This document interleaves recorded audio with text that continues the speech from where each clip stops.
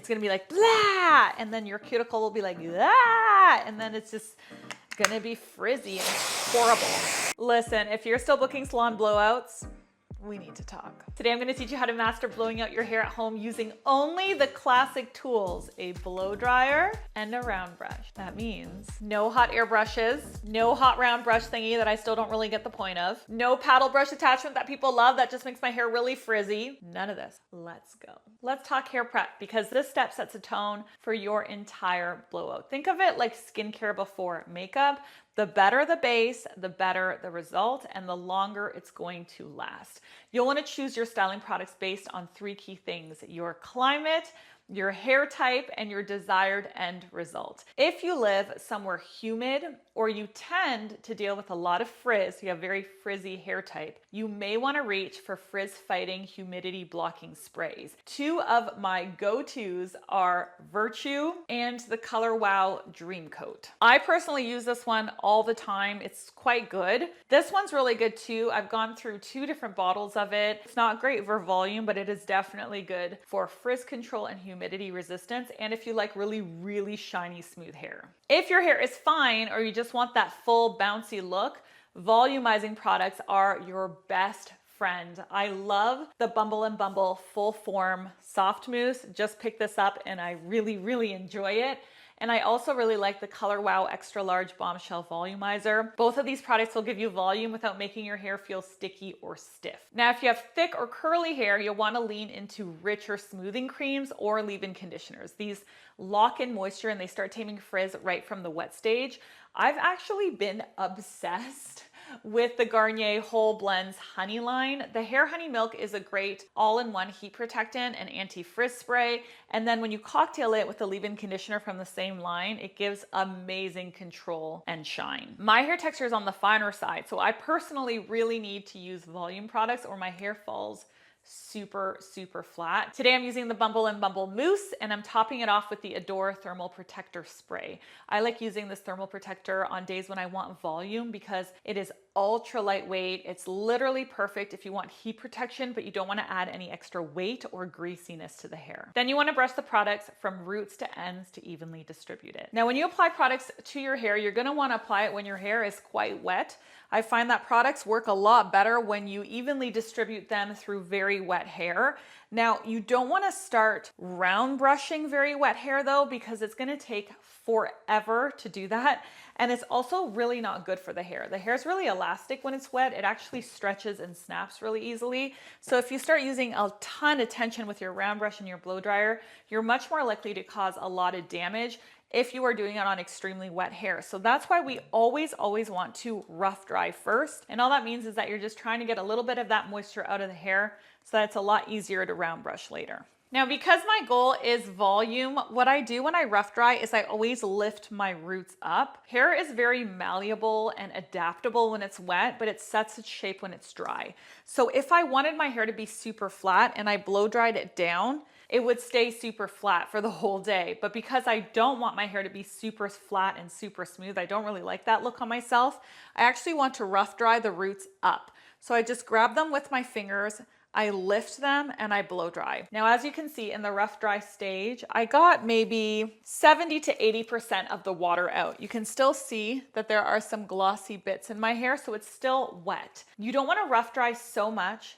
that then the hair is dry and you're smoothing it when it's dry, because you won't have enough control over the hair if the hair is too dry. You need the water to be able to manipulate the shape, but you don't want to leave it so wet that it's going to take forever and do loads of damage. So just to summarize that, you want to get a fair amount of water out, but still have it damp enough that you can manipulate it. Now we section. So I always start from the bottom and work my way to the top. I suggest you do the same. All I do is I take my fingers, I slice out the nape, and then I grab the top, twist, and clip away. Now this is where it gets tricky, but I know that you can do it. You're gonna wanna take your round brush, you're going to put it on your hair. Then you're gonna take your blow dryer. So what you're gonna do is you're gonna angle it down. When you angle it down, you're pushing those cuticles down. The cuticles are the outermost layer of the hair and they look like shingles on a roof.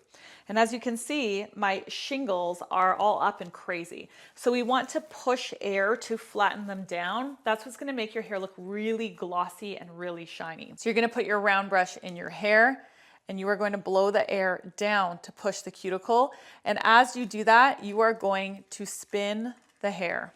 Okay, you're gonna keep as much tension. So you don't want it to be like this.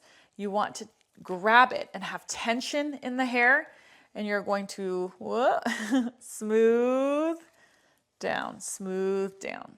Now we're gonna go on the other side. Because I am right-handed, I hold my round brush with my right hand, my blow dryer with my left. So I'm gonna have to come up and over my head like this. And it's as easy as that. Layer one is done.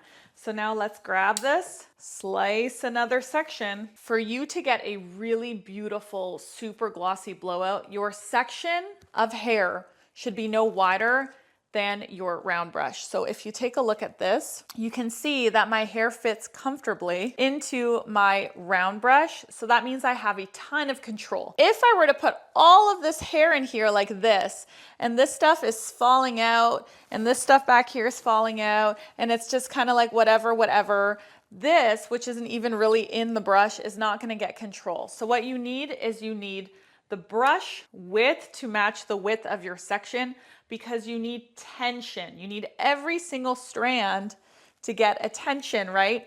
This brother over here is like, hey, I'm not getting attention. It's gonna get attention later. But if you try to please all the hair at once by blasting it in there, no one's gonna be happy because no one's gonna have gotten attention. And it's just gonna look really frizzy. I love how my analogy of blow drying is my analogy of parenting. Every kid needs attention, you know what I'm saying?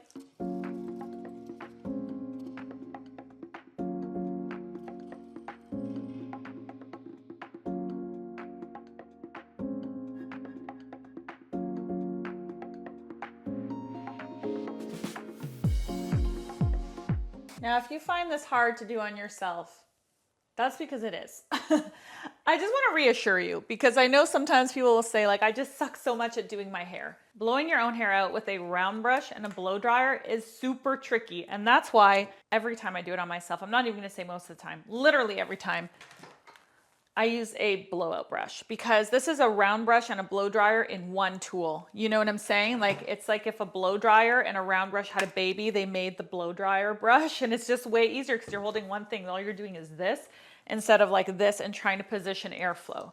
So if you're struggling with it, it's because it is tricky. Is it impossible? Absolutely not. I know you can do it. If you don't want to buy another hot tool or spend money on it and you already have these, you can do it. I'm telling you, you can do it. It's going to take practice though, and a little bit of patience as well. So again, we are releasing. We are going about 1 inch above. Okay, we don't want to put too much hair. Remember, every section needs attention from mom and dad. This is mom, this is dad. Now, before we move on to this section, I want to tell you something. There are lots of different types of round brushes that you can buy, and some are better for certain things and others are better for certain things. So I want to demystify it for you.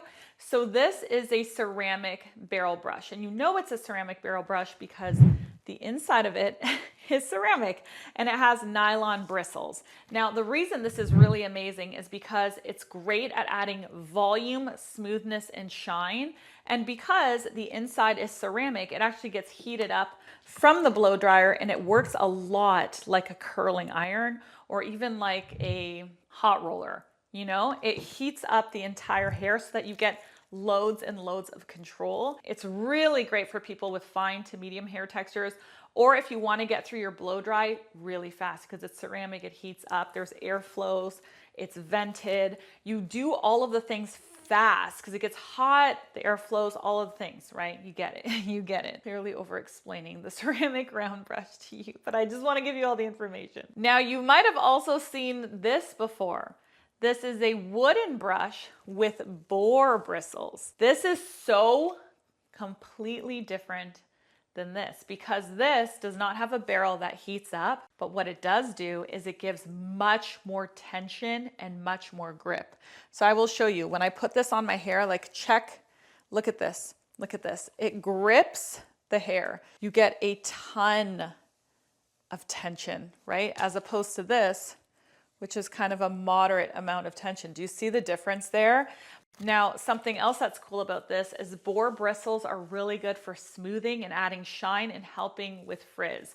So these types of brushes are great for very thick, very coarse, very curly hair that you want to smooth out. When I worked in the salon, when I had my salon, I would reach for this a lot. If I had someone with very, very curly textured hair, they wanted a smooth, beautiful blowout. This was kind of the only way I was able to do it without going in with another hot tool like a straightener. But there's a downside to it because it takes a lot longer to use since it's not vented. The results are super polished and super healthy and shiny looking, but it's not as easy at all. So my quick tip, my pro tip, if you are new to blowouts, you are definitely going to want to do a ceramic brush blowout first because they are much easier and they really are much faster. Now that we know the basics, let's get into more advanced territory. But first of all, let's do one more basic. If you take this and you wrap and you bring your blow dryer here, I'm gonna come after you.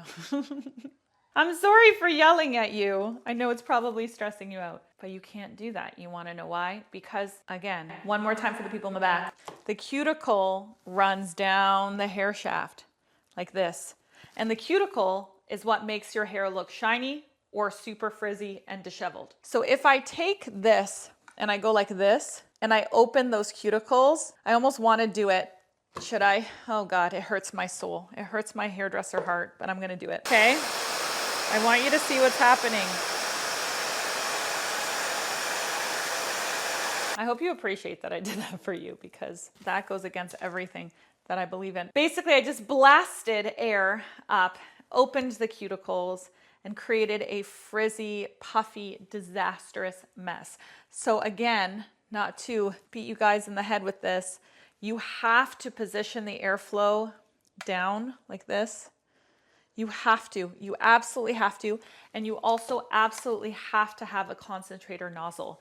This, again, it's gonna be like, blah, and then your cuticle will be like, ah, and then it's just gonna be frizzy and horrible. Concentrator attachment, you need one. All right, let's move in. This is a smart blow dryer that I got in PR, and I do not know why. It has like a life of its own. I don't even know what it's doing. It just keeps switching and like turning on and off, and I didn't read the manual, so I just don't understand it. It's very nice, but it's not simple. It's not simple. Advanced technique right now. So one advanced technique that I can share with you is this. If you want volume, especially when you get to the temples, volume, when you really want volume, is temples up. All of this, you need to blow it with volume. Now, the way to get volume is instead of blowing your hair down like this, you're actually gonna want to blow up like this because you're going to get the root lifted and over, lifted and over. So I will show you that right now.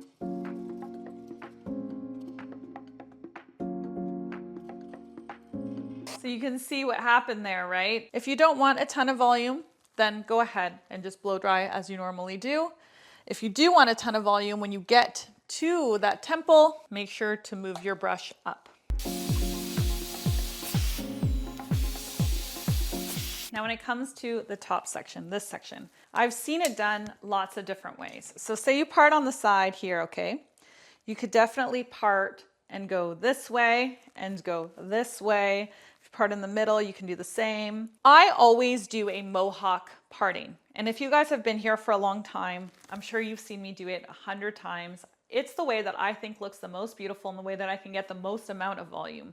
So what is a mohawk parting? If you are new, let me tell you. So what it is it's this middle section. Instead of blow drying to the side, I actually blow dry backwards and forwards on both sides of the hair. But it's important that the section is the same size as the round brush. Now I'm gonna start with the round brush behind the hair like this, and I'm gonna bring my blow dryer from this side and blow dry it back. But then I'm gonna actually take my round brush, I'm gonna put it in front of the hair, and I'm going to blow dry it like this. Now, because I like volume, instead of blow drying down this way, which is gonna collapse my volume, I actually blow dry everything this way, which is going to give me a ton of volume at the root.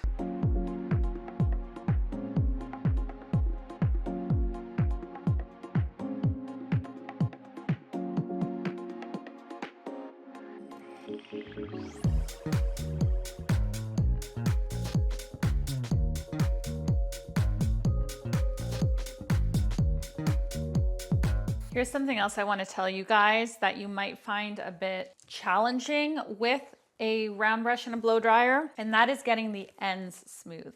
I find it a lot easier with the blowout brush to get the ends smooth. So what you're going to want to do is what we do as hairdressers, and I actually learned this in hairdressing school. I like to focus on drying the roots first. So I go in with my blow dryer and I dry the roots, and I go back down and I reinforce and dry the roots. Then I dry the mid shafts, okay? Dry the mid shafts, dry the mid shafts. And then I get to the ends and I actually rotate and dry the ends. Dry them, dry them, dry them, and then release. So keep that in mind. I find with the blow dryer brush, it's a little bit easier. Sometimes we neglect the ends when we do it with a round brush. And if you have very textured frizzy hair like mine, you don't want to neglect the ends. It will not look good. Let's do our last section now. And again, notice how I'm doing the roots, the mids, and the ends. Now, if you really want to get extreme volume, especially here at the front, what I recommend you do is you roll it up into the round brush, especially when the barrel is hot. And then you're going to do a cool shot with your cool shot button. You already have your cool shot button anyway, right? So you're gonna set the shape. Hair is very malleable when it's wet and when it's hot. Okay, so when it's dry and it's hot, it's also malleable. So you want to position it where you want it to be, which for me is voluminous. And then you want to cool it down and have it set its shape that way. And now watch this. Look at the volume that I just got from doing that. Now what you can do is, if you like wearing your hair in a middle part, that's the way my hair naturally falls. So it's almost always the way I wear it. It falls perfectly into a middle part, right? But if you want to wear it on the side, it falls perfectly on the side as well. Or if you want to wear it on the opposite side, you'll get more volume on the side it doesn't want to go on than on its natural parted side. So this is the opposite side for me. So you can see how much volume I get, especially here, when I go onto the opposite side from where it naturally wants to lay. So experiment with your part, because you might find different ways of wearing your hair that you weren't expecting to like that you end up really liking. So I really wear my hair in all sorts of different ways. I flip it all different ways. And if you blow dry it in a mohawk section, you're gonna have the flexibility of being able to do that. Now I'm gonna give you a few finishing tips. All right, so one of my finishing tips, whenever I do a blowout, I do a blowout on my hair maybe once every 3 to 4 days. Now on the very first day that I blow out my hair though, I always use a dry shampoo to finish. Why, you might ask? Because it's clean, right? It's because I actually like adding a little bit of a layer of powder to absorb the oil before it can flatten my hair. I know some people struggle with scalp issues and they don't always recommend doing this. But for me, I don't have any scalp issues. I don't have dry scalp or psoriasis or eczema or anything on my scalp. So I've never had a problem doing this. If you have irritated scalp, you might want to skip this step. But for me, all it does is it adds like a soft layer of powder that then acts before the oil is able to flatten my volume, which is amazing. So I like to just split the hair, spray in short bursts.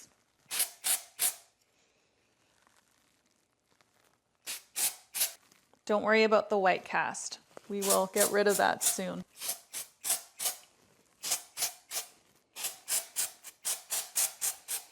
Then I massage it into my head. If you end up with white residue, you can brush through the white residue and get rid of any remaining powder on the scalp by doing it this way. And finally, if you're someone that really likes hairspray or finishing your hair with hairspray, the best piece of advice that I can give you is to use a hairspray with a light brushable hold. If you plan on extending your blowout to several days, using something with a really firm or stiff hold is going to not wear well long term. The next morning you're going to feel like you probably need to wash your hair again. It's not going to come back to life. So one that I use really often, I think it's probably the only hairspray I've recommended on the channel because I'm diehard about it. I've used it for years, including in my bridal business. It's Sebastian Shaper. There's Sebastian Shaper Plus, which is a firmer, stickier hold. And then there's Sebastian Shaper, which is a dry, brushable hold. So this one, I can spray on my hair and get it to lay where I want it to lay. Like if I don't want my bangs kind of falling into my face. Do you see that? I can hold and spray. Look at that. It really will stay. If you want to get rid of any frizzies, you definitely can. Or even if you want to pump it up from underneath like this. It does work really well, but if you're over it, you can brush through it. So I find that this one's really good for day one because it will get me the hold that I want, but it's not going to destroy my blowout for multiple days to come. And here is the finished result.